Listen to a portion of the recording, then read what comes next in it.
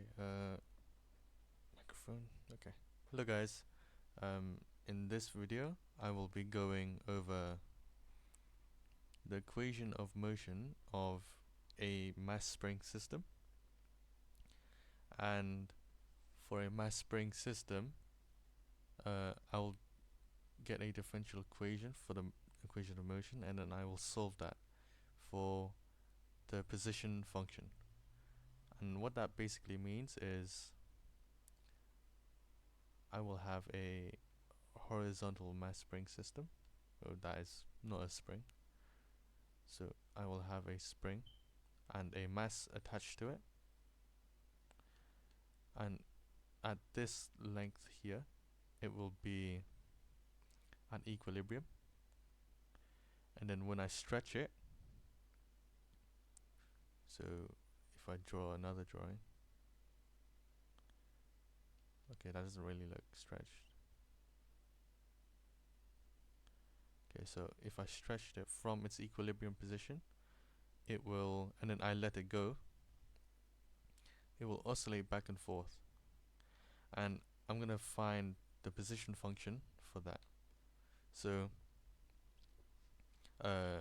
if you want a visualization,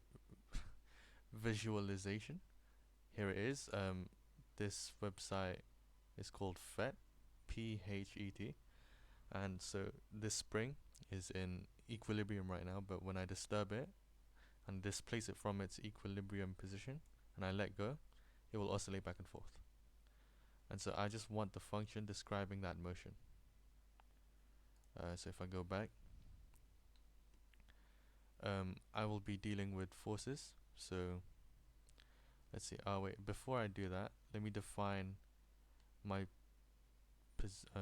the positive direction. So anything rightwards of my equilibrium position will be considered positive, and then anything to the left of my equilibrium will be considered negative. Okay. So before we actually get onto that, I'm just going to go through a question about derivatives. So I have a function, right?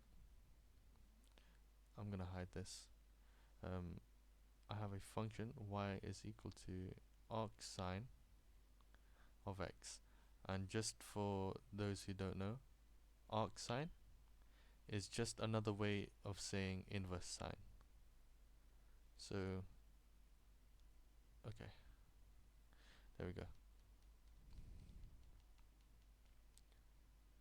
Arc sine is the same way as saying inverse sine. Okay, so now that I have this equation, the derivative, well, I don't actually know how to differentiate inverse sine, so what I'm going to do is instead write this, because this statement would also imply that the sine of y is equal to x. And then if I differentiate both sides implicitly with respect to x, I will get dy over dx times cosine x is equal to 1. And then solving for dy over dx, I get dy over dx is equal to 1 over cos x.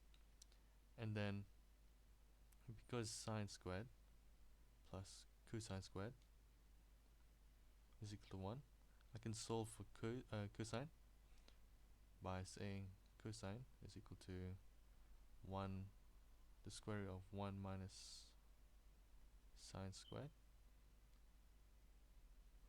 And in this case,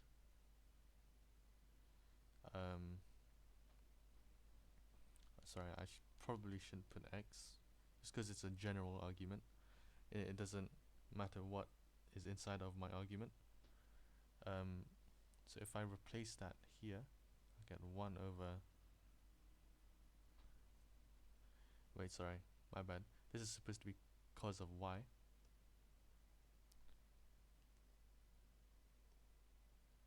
Cos of y.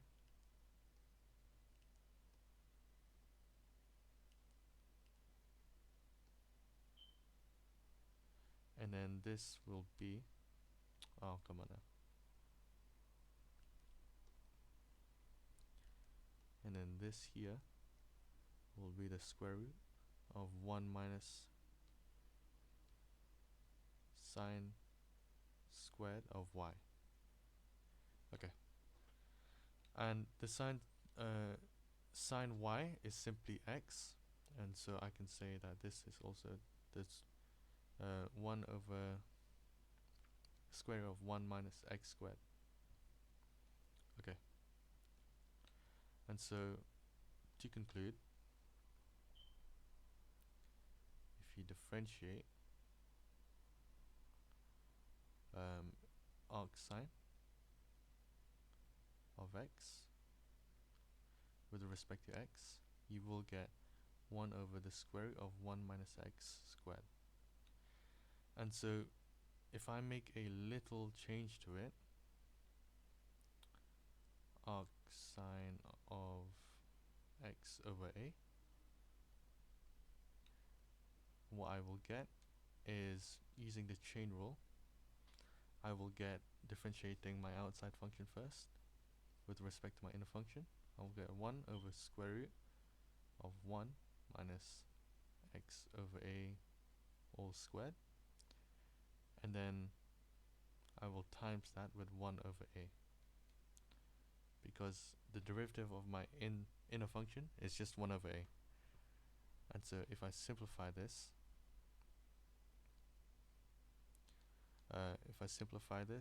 I will get squared times a, and then just making a common denominator for this surd, I'll get the square root of a squared minus x squared all over a squared times 1 over a, and then what I will get is just gonna write on the left hand side here, a all over the square root of a squared minus x squared times 1 over a. These will nicely cancel out, giving me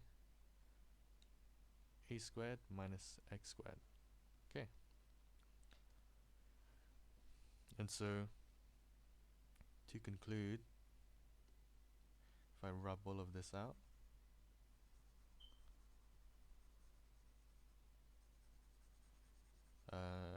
and this will come in use later, I will get 1 over the square root of a squared minus x squared. Okay. And so let me put a little bubble around that, because we will be using that. And then let me screenshot that. And then I will print it.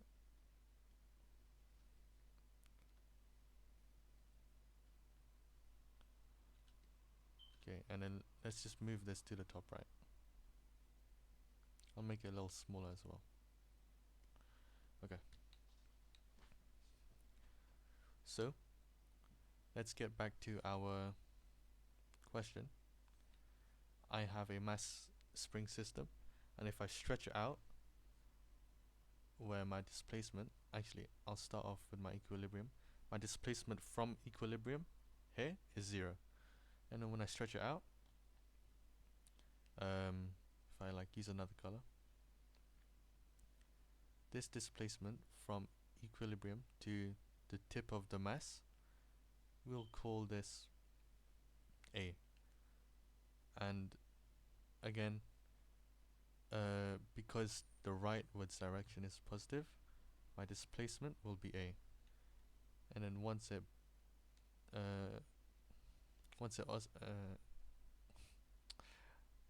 how do I say this? Okay, so the spring is stretched, right? So what the spring will do is it will exert a force opposite the displacement direction, and it will compress into itself, and then it will overshoot the equilibrium position. And now, assuming that no energy is lost, during this procedure, my displacement will be the same, but it will have a negative sign in front of it because it's in the leftwards direction from the equilibrium position. Okay. And let me just state that my displacement is equal to a when my time is equal to 0. Okay. So this is all I really need, and what this suggests that if I have a function, right, x of t, x when t is 0 is equal to 0. And I also should say that the velocity at this point when time is 0 is also 0. Okay. The acceleration I won't know just yet, but that's okay. Okay, so now to derive the equation of motion, we're going to start off with F is equal to ma, and my acceleration, as you know, acceleration is the second derivative of displacement with respect to time, and because my displacement is described as x, I will write this instead. Okay, so force is equal to m times the second derivative of my horizontal displacement. There we go. And then my force in this case here is simply my spring. So my spring is exerting a force, and we have Hooke's law, which states that the force exerted by a spring is proportional to the extension or displacement from its resting position. But I should say that it's the magnitude. So the magnitude of the force is proportional to the extension. And I'm just gonna add a little negative here because we are considering vectors, and if we look at this diagram, whenever my displacement is positive, my force is acting in the opposite direction, therefore it's negative. And it's the same in my second diagram here. Whenever my displacement is negative, my restoring force is in the positive direction. So it's always opposite displacement. Okay. And so because I have F is equal to m times the second derivative of position and also equal to negative kx, I can equate these two, saying that negative kx is equal to m times the second derivative of position. And just so I get my derivative alone, I'm going to divide both sides by m. Okay, and now I have this differential equation that I want to solve. Okay, and let's just write this over here. If I can print screen. Print screen. Come on now.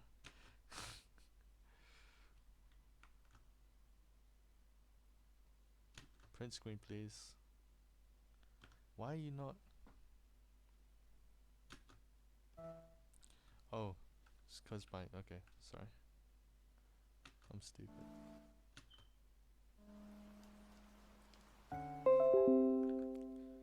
Monte. Okay, and I'm just gonna drag this over here.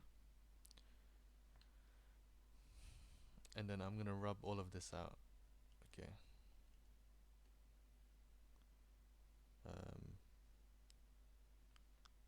What is this? Is this also rubber? Oh wait, no, I can just hide it. Okay, yeah, there we go. Okay. And then I'll just create a new layer. Okay, yeah. Oh wait.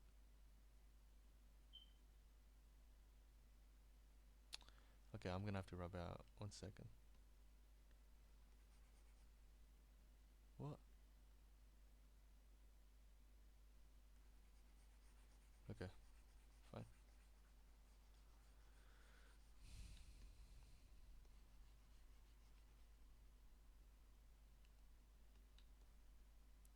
So now I have this second order differential equation.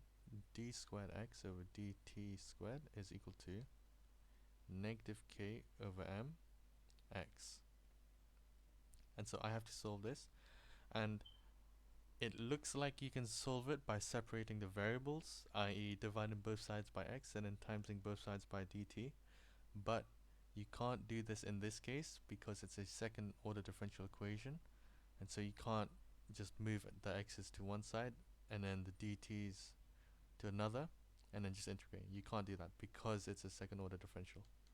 And so what I will do is I will let a substitution v is equal to dx over dt, and conveniently v is velocity, or well, I chose the substitution v. I could have just said u, but v is velocity, and it is actually dx over dt. And then if I differentiate both sides, sorry, not dx, if I differentiate both sides, I will get dv over dt is equal to d squared x over dt squared, right? Just differentiating both sides with respect to time. And another thing I can say is that, well, dv over dt, using the chain rule, is nothing but dv over dx times dx over dt. Okay? And notice how dx over dt is exactly v. So I can just say that dv over dx times v is the same as dv over dt. Okay? So just going back to here, dv over dx multiplied by v. And so using this fact here, right, using this fact here, I could say that dv over dx multiplied by v is equal to negative k over m times x. And just so you know, this is a technique, and the reason why this works is because it reduces my second order differential into a first order differential. And so now I can apply the separation of variables. So now I just get v dv is equal to negative k over m times x dx. Then if I integrate both sides with respect to their individual variables, I will get v squared over 2 plus c, but I will absorb that constant on the other side, is equal to negative k over 2m x squared plus c. And it's good to go back and realize that, did I rub it out?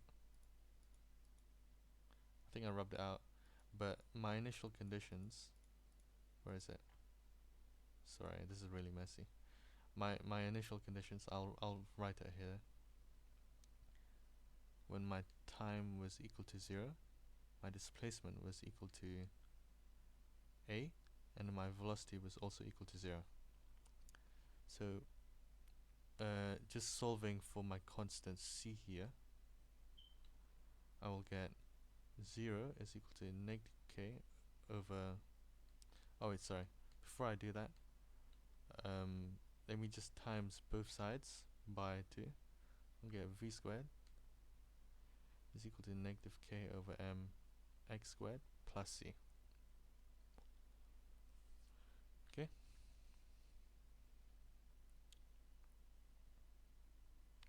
And then what I will say is that 0 is equal to negative k over m times a squared plus c. And so what I can deduce is that c is equal to negative k over m a squared. Okay, and then putting it back into my equation, I get v squared negative k over m. Let me factor this. Actually, no. I'll just factorize k over m, and then I will get a squared minus x squared. And then when I square root both sides, just rearranging for v, I get not negative, just k over m squared minus x squared, all square rooted.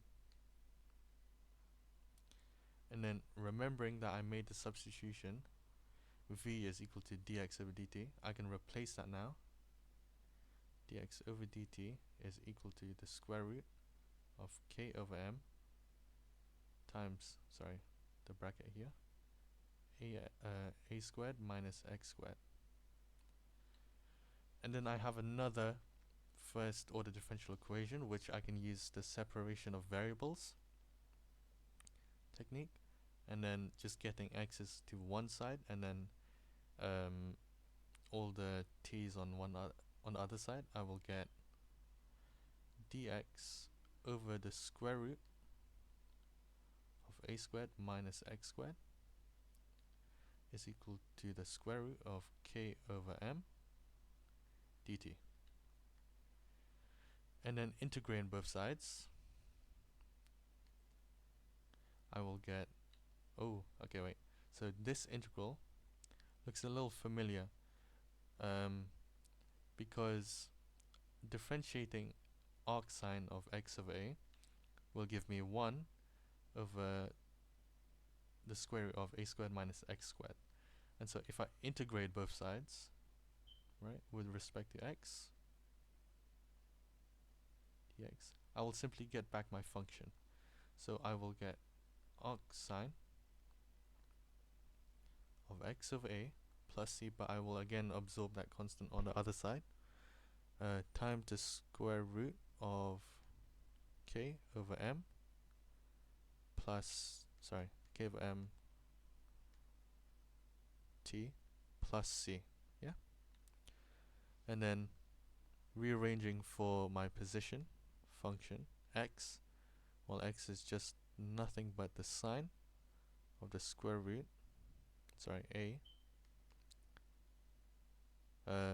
sine k over m t plus c. And then using my initial boundary conditions, I will say that a is equal to a sine of the square root of k over m times 0 plus c.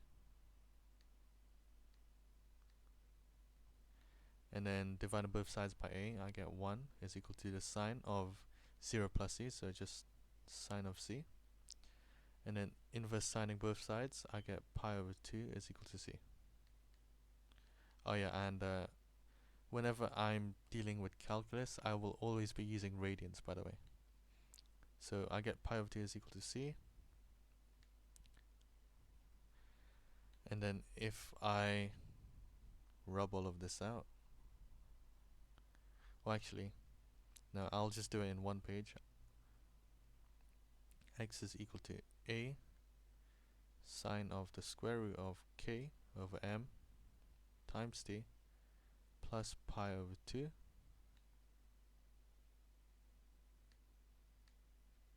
Yeah, there we go. And there you go. That is my what is this called again?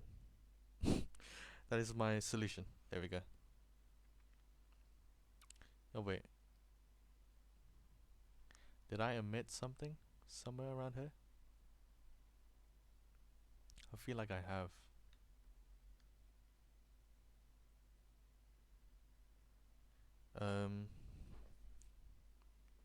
No, maybe not.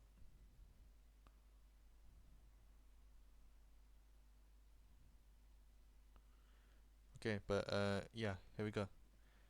Here is my solution. And if I plot on desmos.com,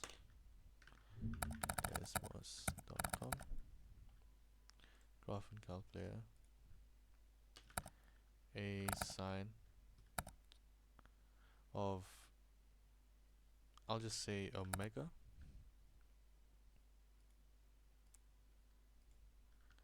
x plus pi over 2, I get this here. And so let's say I pulled my thing out by 1 meter. Oh wait, notice how it's a cosine wave.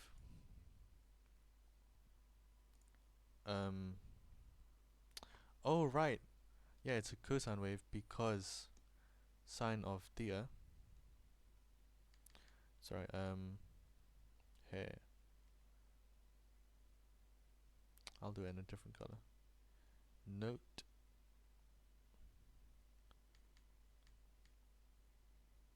sine of theta plus pi over 2 is also identical to cosine of theta. Therefore,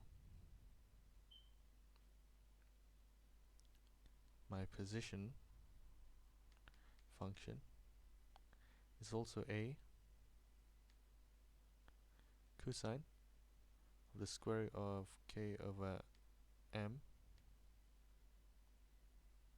times t. There you go. So if I just plot that as well,